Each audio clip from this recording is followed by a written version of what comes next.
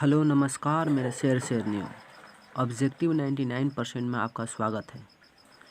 तो आज की क्लास में हम पढ़ने वाले हैं मैथ के कुछ महत्वपूर्ण पिछले साल के सवाल जो उम्मीद है कि अगले साल आ सकते हैं, क्योंकि बोर्ड के एग्ज़ाम में वैसे ही सवाल पूछे जाते हैं जो पहले से पूछा हुआ है, कुछ नया नहीं पूछता है, सिर्फ अंक को बदल देता है। तो आज की क्लास में देखने वाले हैं मैथ के कुछ महत्वपूर्ण सवाल जो बार बार इसी तरह के बोर्ड के परीक्षा में एग्ज़ाम आपसे पूछता है। तो चलिए शुरुआत करते हैं। तो पहला सवाल है कि इतना का माध्यिका ज्ञात करें। तो आपको पता है कि माध्यिका ज्ञात करने के लिए इसको आरोही या अवरोही क्रम में सजाते हैं और बीच वाले भाग ही हमारा माध्यिका होता है। तो चलिए सर इसको सजाते हैं पहले। तो इसमें सबसे छोटा है 3, उससे बड़ा है 5, उससे बड़ा है 6, उससे बड़ा है 7, उससे बड़ा है 8, फिर उससे बड़ा है 9, फिर उससे बड़ा है 10, फिर उससे बड़ा है 12। तो इधर से 3 को छोड़ देते हैं और इधर से 3 को छोड़ देते हैं, तो बीच में क्या बचा 7 और 8। तो इसको क्या करते हैं, जोड़कर 2 से भाग देते हैं तो माध्यिका हमारा आ जाता है। माध्यिका ज्ञात करने का यही तरीका है। तो जोड़ेंगे तो 15 हो जाएगा और 2 से भाग दे देंगे तो क्या हो जाएगा हमारा 7.5 आ जाएगा, मतलब 7.5 आ जाएगा। तो इसका सही उत्तर क्या हो जाएगा, ऑप्शन बी 7.5। दूसरा सवाल कि इतना का बहुलक। बहुलक आपको पता होना चाहिए कि जब जो भी संख्या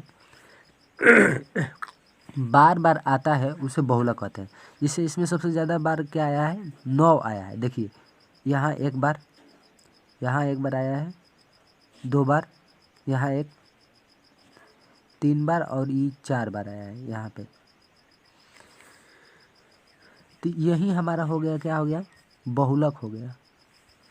4 बार आया है तो सही उत्तर हो जाएगा 9। 9 क्या है, 9 4 बार आया है, सही उत्तर डी हो जाएगा। अगला क्वेश्चन है, निम्नलिखित में कौन सी अभाज्य संख्या है। अभाज्य संख्या वैसी संख्या जो एक और अपने आप के अतिरिक्त किसी अन्य से न विभाजित हो। देखिए 27 अभाज्य संख्या नहीं है। क्यों नहीं है, क्योंकि 9 से विभाजित हो जाएगा। 35 भी 5 से विभाजित हो जाएगा। ये 56 भी 14 से विभाजित हो, 14 चौके 56।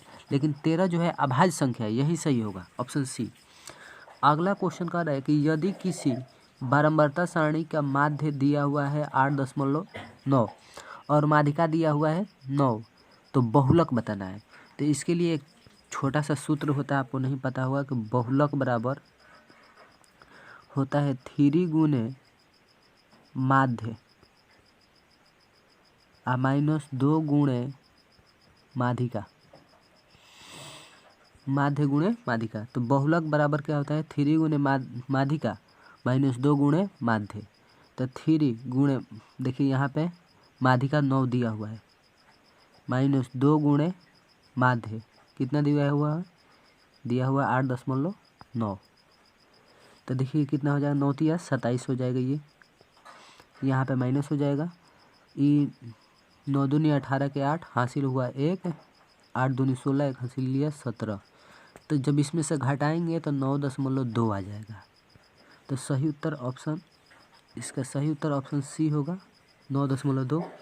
अगला है कि 19 और 25 का समांतर माध्य। देखिए माध्यिका और माध्य एक ही तरह से दोनों निकलता है, इसका भी हम वही करेंगे, आरोही और आरोही क्रम में सजाएंगे।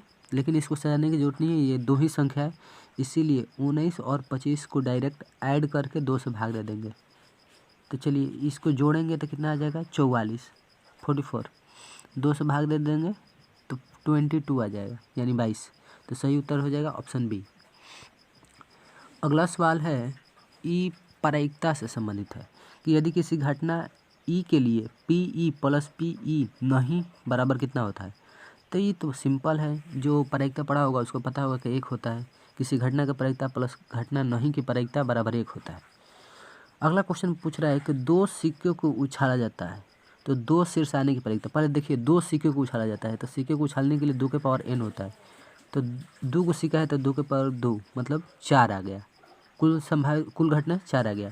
कहला 2 शीर्ष मतलब कि 2 इसमें आ रहा है हेड, एक तो दोनों पे हेड आना चाहिए, दोनों शीर्ष मतलब दोनों हेड। तो ऐसा केवल एक ही संभावना है आएगा, तो इसीलिए इसकी प्रायिकता हो जाएगा 1/4।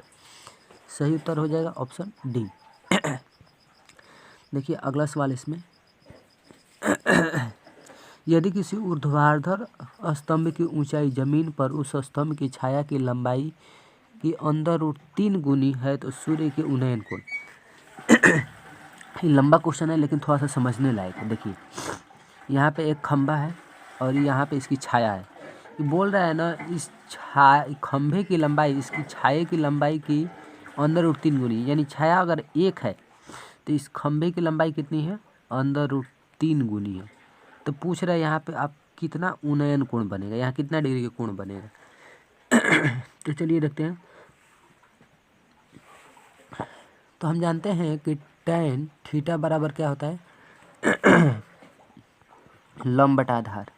तो tan थीटा बराबर लंब दिया हुआ है 1, यहाँ से देखेंगे, यहाँ से देखिए सॉरी यहाँ से देखेंगे तो लंब दिया हुआ है अंडर रूट 3, आधार दिया हुआ है 1। तो हमारा क्या हो जाएगा, हमारा यहाँ पे लिख रहे हैं tan थीटा बराबर हो जाएगा अंडर रूट 3, जबकि हम जानते हैं कि अंडर रूट tan कितना डिग्री का मान होता है, tan 60 डिग्री का मान होता है। तो tan से tan खत्म, थीटा बराबर आ गया 60 डिग्री। तो सही उत्तर हो जाएगा हमारा ऑप्शन सी 60 डिग्री। यदि अगला क्वेश्चन है, यदि ए और बी अभाज्य संख्या है तो लॉसा ए बी होगा। मतलब इसका लॉसा क्या होता है, लॉसा वही होता है इसका गुणनफल होता है जब अभाज्य संख्या रहता है तब। तो इसका सही हो जाएगा उत्तर ए बी। अगला क्वेश्चन है, निम्नलिखित में कौन सी घटना की परिकता नहीं हो सकता है। तो किसी घटना की परिकता या तो 0 हो सकता है या 0 से बड़ा हो सकता है, इससे छोटा कभी नहीं होगा, या फिर 1 हो सकता है या 1 से छोटा होता है, 1 से बड़ा नहीं हो सकता। समझिए किसी घटना की परिकता 0 और 1 के बीच में होता है, ठीक। तो देखिए ये सब 0 1 के बीच में है, लेकिन ये 0 1 के बीच में नहीं है। देखिए 6 से अगर 7 को भाग देंगे तो 1.15 मतलब कुछ आ जाएगा। इससे ये पता चलता है कि ये 1 से बड़ा है, इसीलिए ये किसी घटना की परिकता नहीं हो सकता। तो हमारा यही उत्तर सही होगा, क्योंकि यहाँ पे पूछ रहा था क्या कि किसी घटना की परिकता नहीं है। अगला क्वेश्चन है कि संख्या इतना है, तो यह ऐसी संख्या जो बार बार रिपीट करे और अनंत तक, तो ऐसी संख्या अपरिमेय संख्या होती है। 12वां क्वेश्चन है, सह अभाज्य संख्याओं का मौसा क्या होता है। तो वैसी संख्या जो मतलब पास होते हैं, जैसे सह अभाज्य संख्या, जैसे 2 और 3 ये सह अभाज्य हो गया, 3 और 4 ये सह अभाज्य हो गया। तो ऐसी संख्याओं का लौसा जो होता है 1 होता है। आपको पता होगा, नहीं पता है तो याद कर लीजिए कि सहअभाज्य संख्याओं की लौसा 1 होती है। अगला है कि यदि m एक धनात्मक पूर्णांक है तो धनात्मक विषम पूर्णांक का रूप क्या होगा। तो देखिए धनात्मक संख्या में पहला ऑप्शन लेते हैं, तो धनात्मक संख्या में यदि हम धनात्मक संख्या से गुणा करेंगे तो धनात्मक होगा, उसमें जोड़ना भी धनात्मक संख्या है तो ये भी धनात्मक होगा, तो ये भी धनात्मक होगा, लेकिन ये विषम धनात्मक होगा। सही उत्तर ऑप्शन सी होगा। क्यों, क्योंकि अगर हम मान लेते हैं m की जगह पे धनात्मक संख्या 2 है, तो 2 से 4 में गुना कर देंगे तो 8 हो जाएगा, और 1 जोड़ेंगे तो 9 आ जाएगा, विषम हो जाएगा। तो सही उत्तर हो जाएगा ऑप्शन सी। तो अगला सवाल है, सवाल नंबर 14 है कि रैखिक बहुपद के शून्यक की संख्या होती है।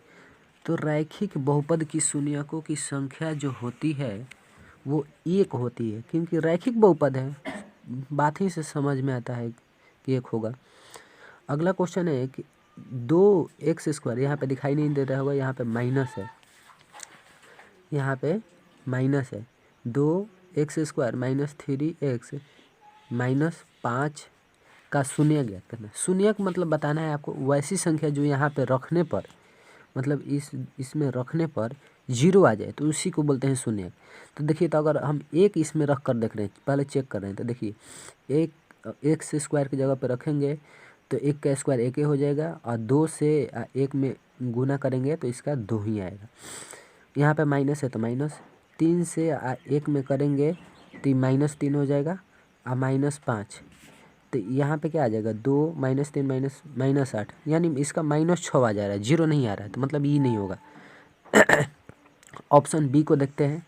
ऑप्शन बी में दिया हुआ है -1 को देखिए रख रहे हैं, तो 2 इंटू -1 x के स्थान पर रखेंगे तो प्लस हो जाएगा, तो यहाँ पे 2 आ जाएगा, यहाँ पे माइनस है 3 इंटू एक्स का स्थान पे हम -1 रख रहे हैं और यहाँ पे क्या है -5। तो देखिए माइनस माइनस और माइनस प्लस हो जाएगा और 3 का 3 हो जाएगा, लेकिन यहाँ पे माइनस से 5 रहेगा। तो 2 3 5 हो जाएगा और -5, यानी यहाँ पे 0 आ जा रहा है, यानी इसका सही उत्तर क्या होगा?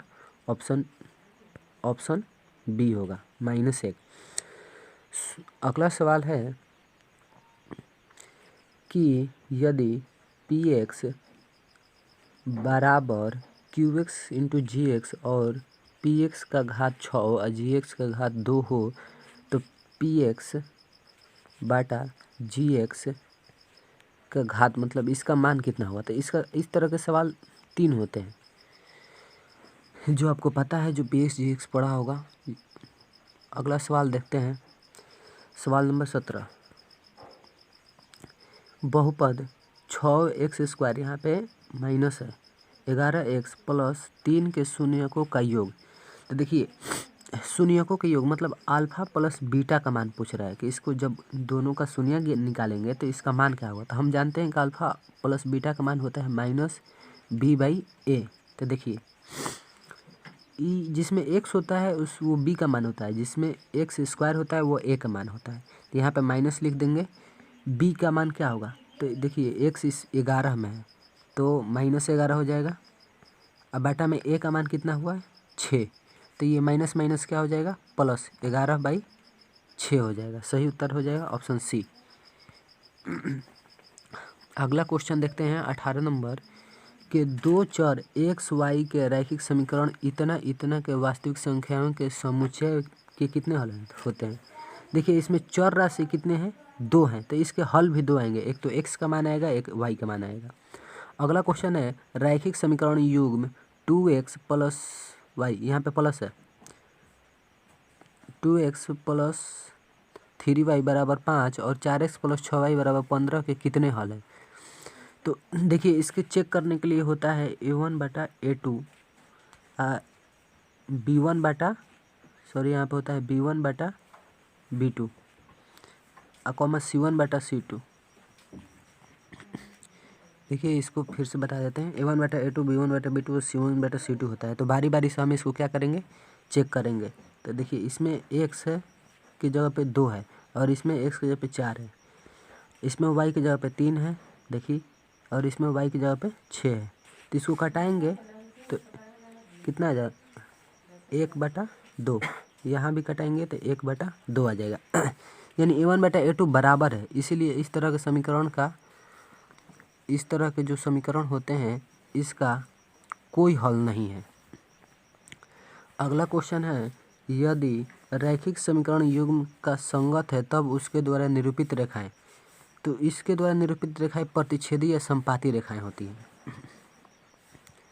अगला सवाल है, देखिए दिया हुआ है यदि वृत्त का व्यास किन सिरों का मतलब दिया हुआ है। देखिए पहले वृत्त हो गया, ये हो गया इसका व्यास। यहाँ पे दे रहा है कि 2 3 होता है और यहाँ पे दिया हुआ है कि -6 और 7 दिया हुआ है। तो पूछ रहा है आपसे इसका बिंदु का, उसका केंद्र का मान पूछ रहा है।